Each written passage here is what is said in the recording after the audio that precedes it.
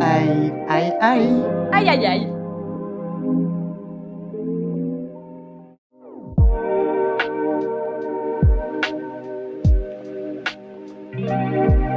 Aïe, aïe, aïe. Aïe aïe aïe. Aïe aïe aïe.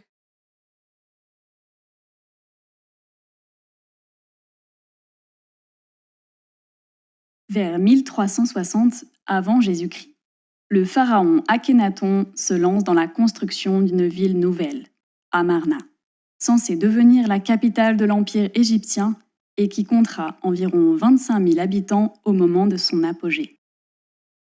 La ville fut ensuite rapidement détruite après le règne d'Akhénaton, vers 1337, lorsque ses successeurs, dont son fils Toutankhamon et le dernier roi de la 18e dynastie Horemheb, ont souhaité faire disparaître toute trace visible de sa présence et de sa souveraineté dans l'histoire officielle.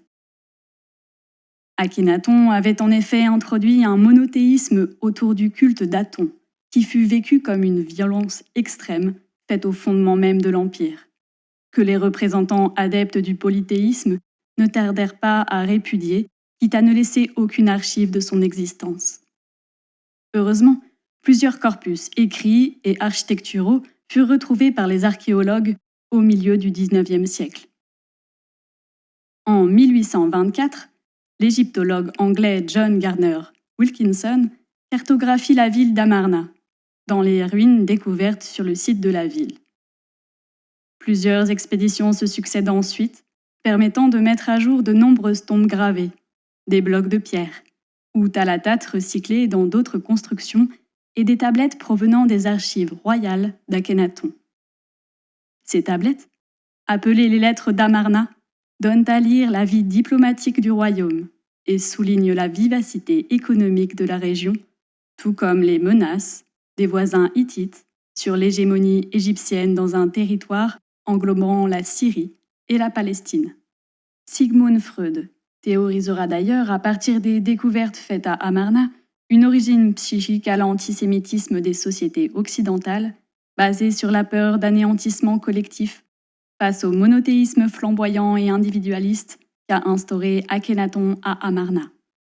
Un héritage repris sous une autre forme par Moïse, guide du peuple hébreu.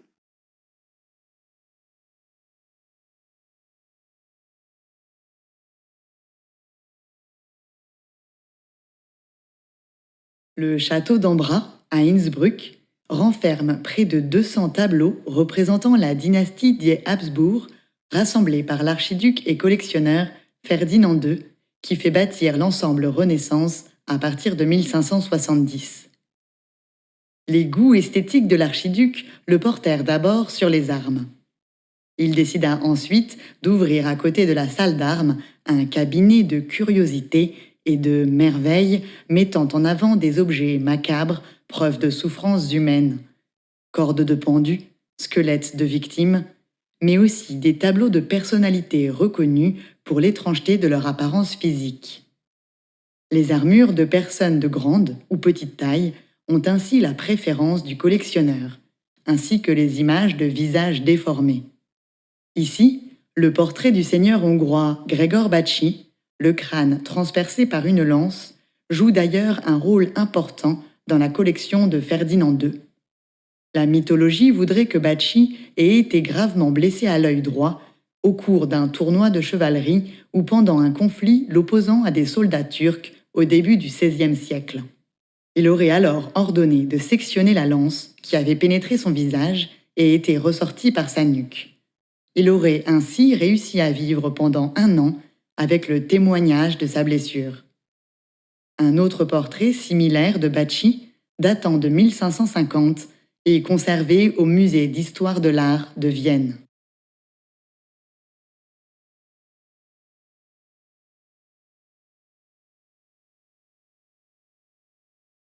À première vue, le tableau du peintre anglais John Everett Millais, La jeune fille aveugle, de 1856, représente 2 enfants profitant du soleil de la campagne de l'Est Sussex. La plus âgée des deux tient la main de la seconde qui regarde un double arc-en-ciel se former dans un ciel orageux. Le titre du tableau recentre vite l'attention sur la cécité de l'aînée. Elle semble jouer au maximum de ses autres sens, en touchant un brin d'herbe sur sa droite, en laissant le soleil chauffer son visage, prête à jouer de la musique avec un accordéon concertino posé sur les genoux. Sa main gauche serre la fillette qu'elle protège et qui lui sert de voyante, de lien immédiat avec le paysage extérieur. C'est alors que la condition sociale des enfants apparaît avec plus de précision, soulignée par le mauvais état de leur lourde jupe. Un papier est accroché au cou de l'aînée, sur lequel est notée l'expression « Pity the blind », précisant que les enfants sont des mendiantes, parcourant la région de village en village pour chercher de l'aide et de la nourriture.